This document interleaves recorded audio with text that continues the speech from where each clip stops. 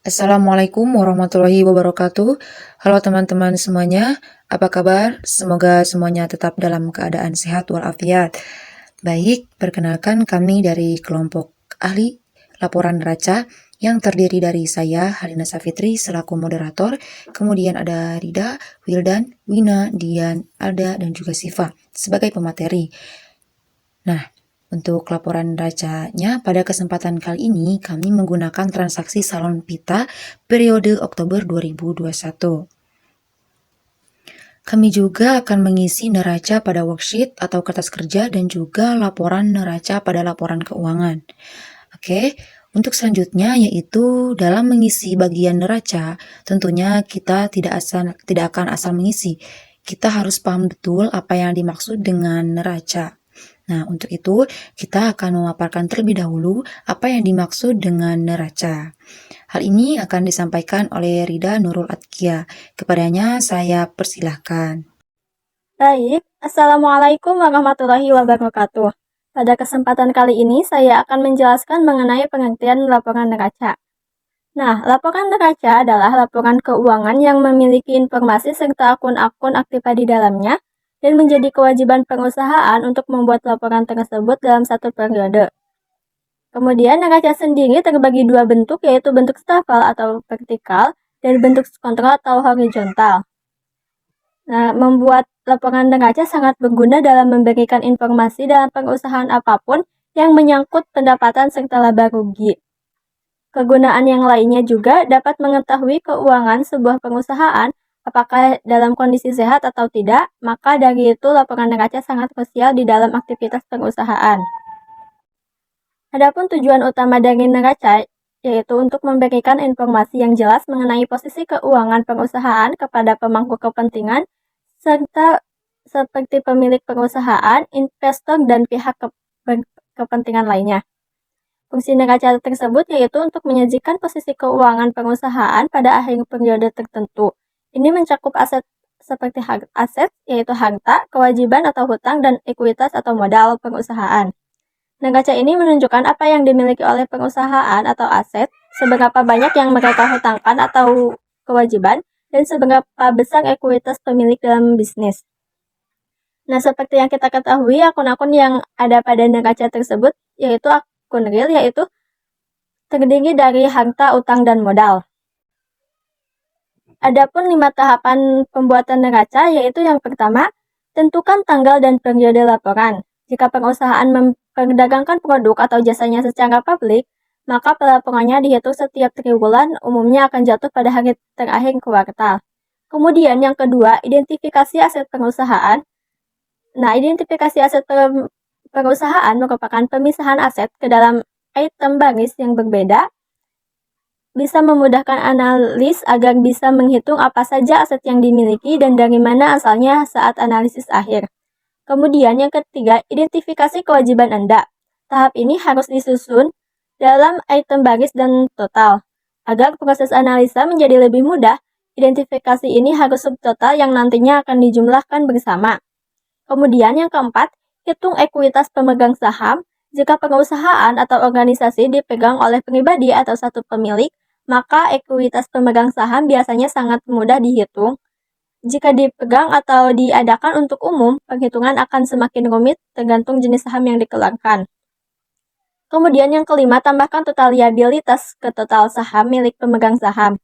Nah, untuk memastikan neraca menjadi seimbang, perlu membandingkan total aset dari kewajiban, lalu ditambah dengan ekuitas bersama. Hal utama yang harus diperhatikan saat membaca laporan neraca adalah memiliki bentuk neracanya terlebih dahulu. Lalu, pastikan teman-teman sudah tahu macam-macam neracanya. Jika laporan neracanya memanjang ke arah bawah, maka laporan tersebut berbentuk stafel. Sedangkan laporan yang memanjang ke samping berbentuk kontrol. Pastikan juga kita paham format neracanya dan perhatikan detail-detailnya yang ada di dalam laporan keuangan neraca. Karena harus bisa dibaca dengan benar. Jika disimpulkan, laporan neraca merupakan laporan yang erat kaitannya dengan keuangan. Proses pengolahan, pembuatan, serta pembacanya haruslah lengkap dan detail supaya tidak terjadi kesalahan dalam pencatatan. Sekian dari saya, terima kasih. Terima kasih kepada Rida untuk pemaparannya. Setelah kita mengetahui apa itu neraca, kemudian tujuan, fungsi, dan akun-akun apa saja yang ada pada neraca, kita langsung saja ke tahap selanjutnya, yaitu mengisi saldo-saldo pada neraca. Untuk pemaparannya, saya serahkan kepada Wildan dan juga Wina.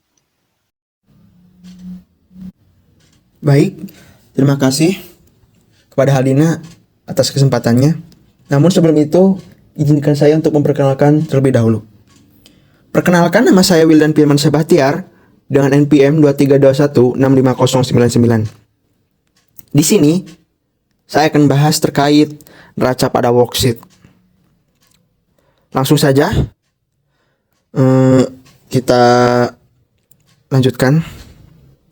Di sini kita harus ketahui dulu untuk harta mencakupi kas, piutang, perlengkapan, peralatan salon, sewa dibayar di muka, serta akumulasi penyusutan peralatan kantor. Selanjutnya untuk utang mencakupi tentang utang usaha serta utang gaji. Selanjutnya untuk modal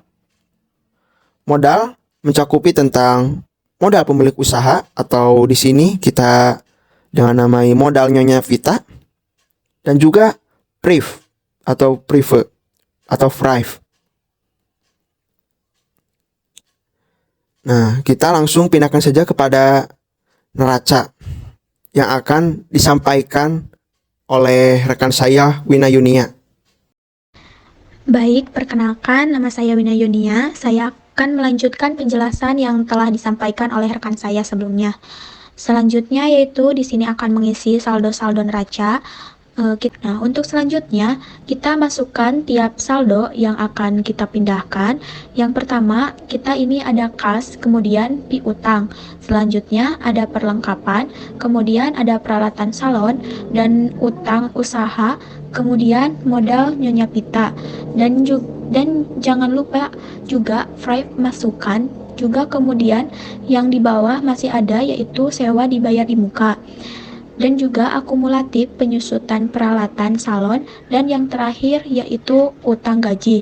Selanjutnya kita jumlahkan terlebih dahulu yang di sisi kredit ada berapa, kemudian yang di sisi debit ada berapa. Nah, setelah kita ketahui jumlah kredit dan debit, maka kita selisihkan antara debit dan kredit ini. Nah, dikarenakan ini laba, kita ketahui di neraca. Ini otomatis kita menyimpannya di kredit, sebab debit dan kredit ini pasti debit lebih besar daripada kredit. Karena kan kita mendapatkan laba, maka yang lebih besar itu pasti harta sebelah aktiva. Nah, ini kalau sudah balance, maka kita sudah menyelesaikan neraca di kertas kerja. Terima kasih. Saya kembalikan ke moderator. Oke, terima kasih kepada Wildan dan juga Wina yang telah memaparkan bagaimana cara mengisi saldo neraca pada worksheet atau kertas kerja. Selanjutnya kita akan mengisi laporan neraca pada laporan keuangan. Untuk penjelasannya, saya serahkan kepada Dian, Alda, dan juga Siva. Kepadanya saya persilahkan. Baik, terima kasih sebelumnya. Saya Dian Hardiansyah. Di sini saya akan menyampaikan tentang laporan neraca pada laporan keuangan. Yang dimana di sini kita ketahui di neraca ini kita akan melihat sisi aktiva dan juga sisi pasiva. Maka kita membaginya menjadi dua, yaitu sisi aktiva dan juga sisi pasiva. Untuk aktiva kita membaginya menjadi dua juga, yaitu ada aktiva lancar dan juga ada aktiva tetap. Kita kembali lagi ke worksheet. Nah, di worksheet sini mana yang termasuk aktiva lancar dan juga aktiva tetap.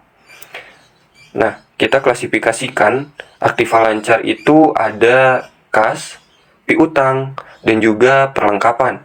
Kemudian ada juga sewa dibayar di muka. Nah, itu termasuk kepada aktiva lancar. Nah, setelah itu kita copy dan kita pindahkan beserta saldonya. Setelah itu, jika sudah dipindahkan, kita jumlahkan terlebih dahulu untuk aktiva lancar. Nah, untuk aktiva lancar jumlahnya 14.750.000. Terima kasih.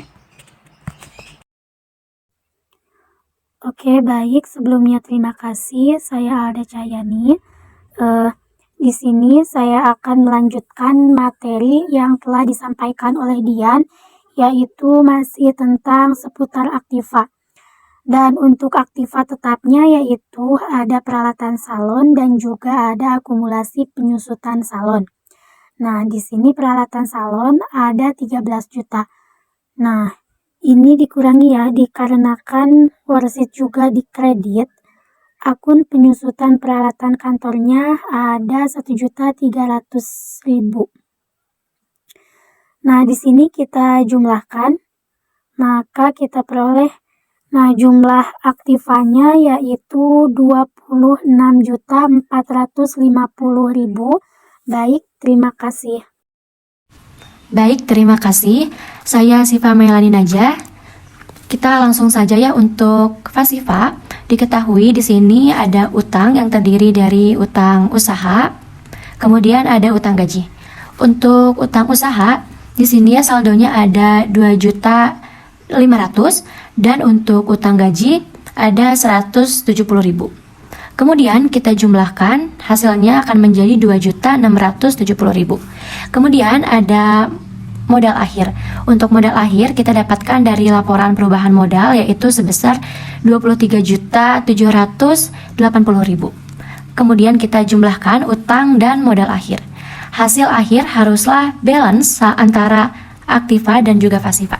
Terima kasih, sekian dari saya. Wassalamualaikum warahmatullahi wabarakatuh. Terima kasih kepada Dian, Alda, dan juga Siva yang telah menjelaskan bagaimana cara mengisi laporan neraca pada laporan keuangan. Di sini kita sudah selesai, sudah di akhir dalam menyelesaikan laporan neraca ini. Nah, mungkin dicukupkan sekian dari kelompok kami. Semoga video ini dapat menambah ilmu keakuntansian kita semua. Billahi taufiq wal hidayah. Wassalamualaikum warahmatullahi wabarakatuh.